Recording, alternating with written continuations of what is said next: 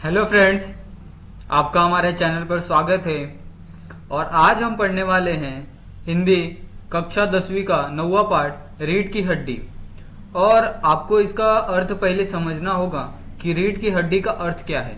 रीढ़ की हड्डी का अर्थ होता है यानी आपका कोई बैकबोन, यानी आपको कोई पीछे से सपोर्ट करने वाला, या फैमिली में जैसे हमारा अगर माता पिता हैं तो उनके पुत्र या पुत्री जिस प्रकार उनका बैकबोन होते हैं, रीढ़ की हड्डी होते हैं, कि कोई भी मुसीबत आने पर उनकी मदद करे या फिर उनका सहारा बने।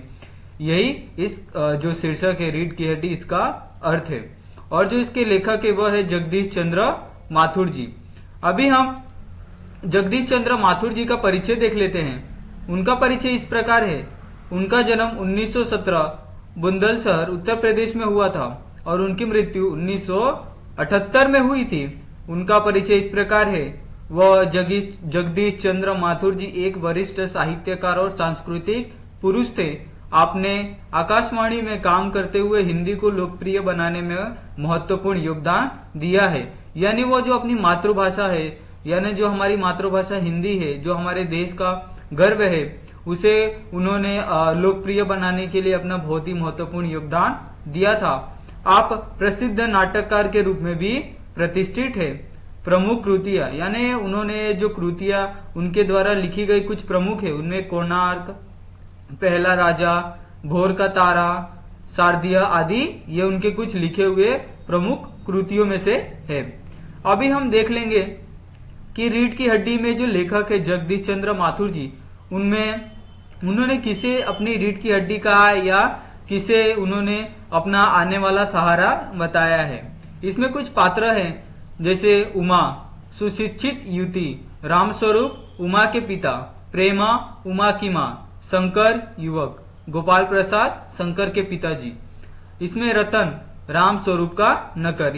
इसमें कुछ पात्र दिए हैं और इनके इनके क्या रोल है। इसमें ये एक ड्रामा है या फिर एक जो कहानी नाटक है, उसे यहाँ पे इन पात्रों द्वारा दर्शाया गया है। और इसमें एक सीख दी गई है किस प्रकार हम किसी का बैकबोन बन सकते हैं, रीढ़ की हड्डी बन सकते हैं। एक कमरा, अंदर के दरवाजे से आते हुए जिन महाशय की पीठ नजर आ रही है वो अधेड़ उम्र के हैं। एक तख्त को पकड़े हुए कमरे में आते हैं।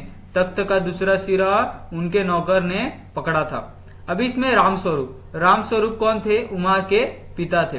वो अब कहते हैं, अबे धीरे धीरे चल, अब तख्त को उधर मोड़ दे, उधर। तख्त के रखे जाने की आवाज आती है। फिर रतन कहती है, रामस्वरूप का नौकर, ये रतन है, बिछा दे साहब। फिर रामस्वरूप जी कहते हैं जरा तेज आवाज में, और क्या करेगा, परमात्मा के यहाँ अकला बट रही थी तो तू देर से पहुंचा था क्या? बिछा दू साहब, और ये पसीना किस लिए बहाया है? तब रतन बोलता है, तख्त बिछा है। ही हंसते हुए वो कहता है कि मैंने तख्त बिछाया दिया है। रामस्वरूप जी कहते हैं दरी उठाते हुए, और बीबी जी के कमरे में से हारमोनियम उठा ला और सितार भी। जल्दी या रतन जाता है।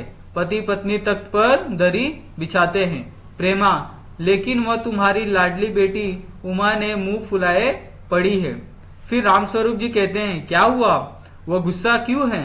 प्रेमा बोलती है, तुम्ही ने तो कहा था कि उसे ठीक ठीक करके नीचे लाना।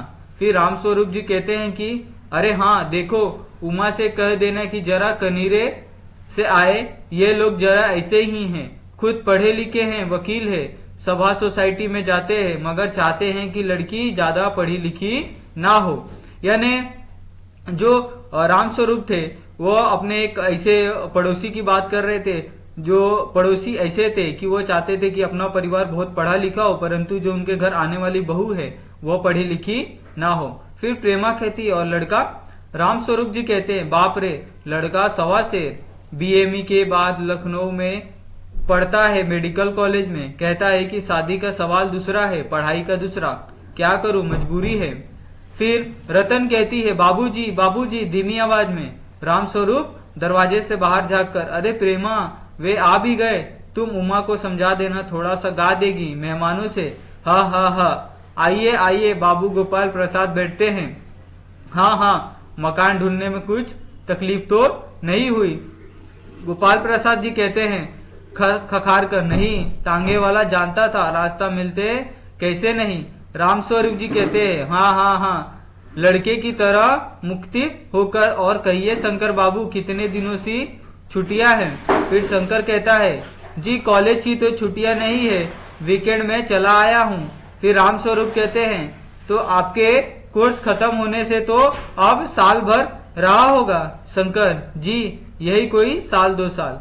रामस्वरूप कहते हैं साल 2 साल अभी इतना बाकी है। शंकर हाँ हाँ हाँ जी 1 आध साल का मार्जिन रखता है। फिर गोपाल स्वरूप प्रसाद जी कहते हैं अपनी आवाज को तरीका बदलते हुए अच्छा तो साहब फिर बिजनेस की बातचीत हो जाए। रामस्वरूप कहते हैं बिजनेस समझकर ओह अच्छा अच्छा लेकिन जरा नाश्ता तो कर लीजिए। फिर गोपाल प्रसाद जी कहते हैं ये सब आप क्या तकल्लुफ कर रहे हैं या आप क्या बातें कर रहे हैं। फिर रामस्वरूप जी कहते हैं हाँ हाँ हाँ तकल्लुफ किस बात का है, यह तो मेरी बड़ी तकदीर है कि आप मेरे यहाँ तशरीफ लाए हैं, यानी आप मेरे यहाँ मेहमान बनकर आए हैं। फिर गोपाल प्रसाद जी कहते हैं अपने लड़के से क्यों क्या हुआ। शंकर बोलता है कुछ नहीं। फिर गोपाल प्रसाद जी कहते हैं झुककर क्यों बैठते हो, ब्याह तय करने आए हो, कमर सीधी करके बैठो। तुम्हारे दोस्त ठीक कहते हैं कि शंकर की बैकबोन यानी तुम्हारी कमर एकदम झुकी हुई है।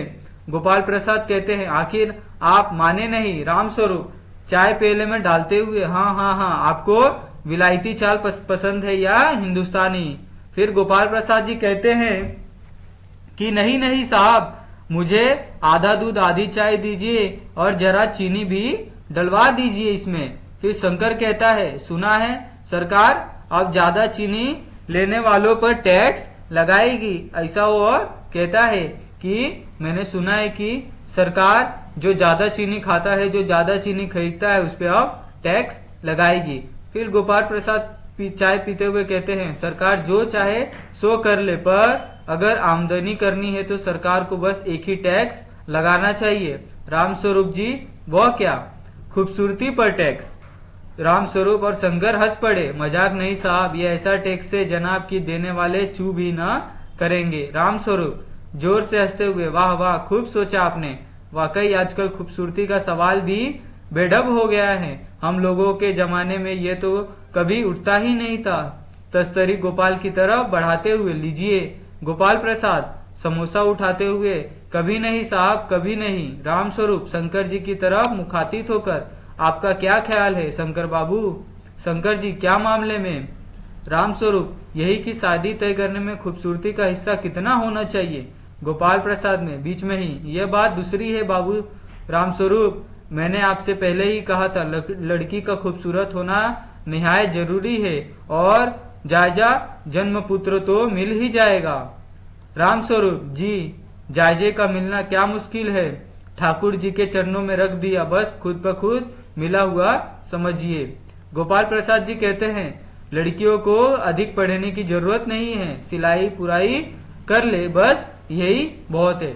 फिर रामस्वरूप हंसते हुए कहते हैं मेज पर एक तरफ सरका देते हैं, फिर अंदर के दरवाजे की तरफ मुंह कर जोर जोर से अरे जरा पान भिजवा देना ऐसा वह कहते हैं।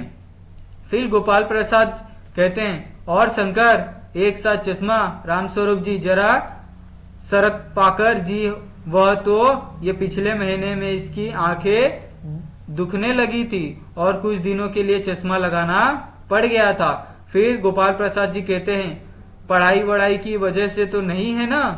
फिर रामस्वरूप जी कहते नहीं साहब वह तो मैंने अर्ज किया ना। गोपाल प्रसाद हूँ संतुष्ट होकर कुछ कमल स्वर में बैठो बेटी। रामस्वरूप जी वहां बैठ जाओ उमा उस तख्त पर अपने बाजे के पास। उमा बैठती है। गोपाल प्रसाद जी कहते हैं चाल में तो कुछ खराबी नहीं है, चेहरे पर भी छवि है, हाँ कुछ गाना बजाना सीखा है। फिर रामस्वरूप जी कहते हैं जी हाँ सितार भी और बाजा भी। सुनाओ तो उमा एक आध गीत सितार के साथ। फिर उमा सितार के मीरा का मधुर भजन मेरे तो गिरधर गोपाल गाना शुरू कर देती है और उनकी जो आंखें है शंकर की झेपती सी आंखों से मिल जाती है और वह गाते गाते एक साथ रुक जाती है। रामस्वरूप क्यों क्या हुआ, गाने को पूरा करो उमा। फिर गोपाल प्रसाद कहते हैं नहीं नहीं साहब काफी है, आपकी लड़की अच्छा गाती है। गोपाल प्रसाद जी अभी ठहरो बेटी।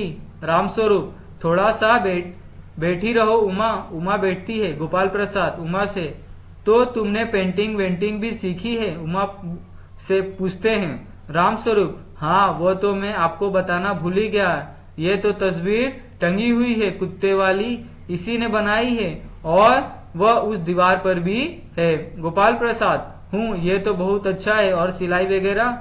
रामस्वरूप जी कहते हैं, सिलाई तो सारे घर की इसी के जिम्मे रहती है, यहाँ तक कि मेरी कमीज भी। हाँ हाँ हाँ। फिर गोपाल प्रसाद कहते हैं, ठीक है, लेकिन हाँ बेटी, तुमने कुछ इनाम बिनाम भी जीते हैं क्या? उमा चुपचाप रामस्वरूप इशारे के लिए खांसते हैं, लेकिन उमा चुप है। इसी तरह गर्दन झुकाए गोपाल प्रसाद अधीर हो उठते हैं और रामस्वरूप मकपकाते हैं। रामस्वरूप, जवाब दो उमा।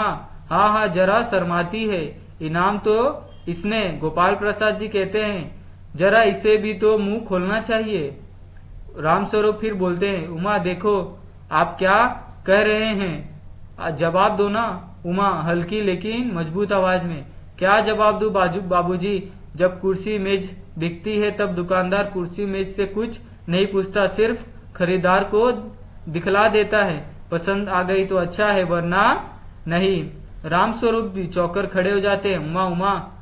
उमा बोलती है, अब मुझे कह लेने दीजिए बाबूजी। फिर गोपाल प्रसाद जी कहते हैं, ताव में आकर, बाबू रामस्वरूप, आपने मेरी इज्जत उतारने के लिए मुझे यहाँ बुलाया था क्या? उमा फिर तेज आवाज में बोलती है, जी हाँ, और हमारी बेइज्जती नहीं होती जो आप इतनी देर से नाप तोल कर रहे हैं। शंकर, बाबूजी चलिए।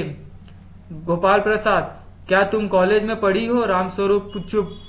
उमा, जी हाँ, मैं कॉलेज में पढ़ी हूँ, मैं बीए पास किया हूँ। कोई पाप नहीं किया, कोई चोरी नहीं की, और न आपके पुत्र की तरह लड़कियों के हॉस्टल में ताक झाक करवाया दिखाई है। मुझे अपनी इज्जत, अपने मन का ख्याल है तो, लेकिन इससे पूछिए कि ये किस तरह नौकरानियों के पैरों में पकड़कर अपना मुंह छिपाए भागे थे।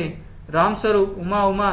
फिर गोपाल प्रसाद जी कहते हैं खड़े होकर गुस्से में, बस हो चुका बाबू रामस्वरूप, आपने मेरे साथ दगा किया।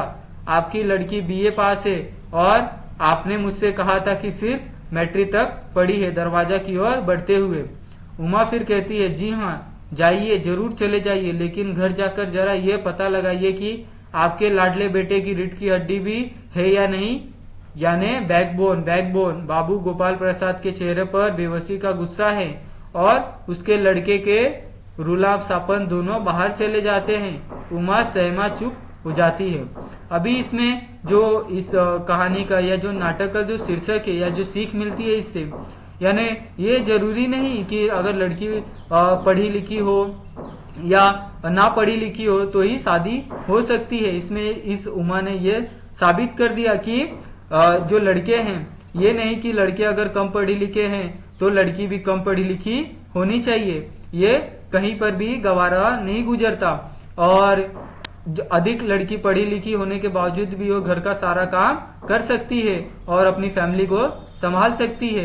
यही इस कहानी का शीर्षक है और इसी कहानी के माध्यम से जो लेखक है यही बताने का प्रयास कर रहे हैं। भोर का तारा एकांकी संग्रह से इसको लिया गया है। इसमें कुछ शब्द संसार दिए हैं, जैसे तख्त यानी लकड़ी की बनी हुई बड़ी चौकी, तस्तरी यानी छोटी थाली, खंखारना यानी खांसना, गला साफ करना, और तकल्लुफ यानी शिष्टाचार। अभी हमने यहाँ पे कुछ शब्द संसार देखे।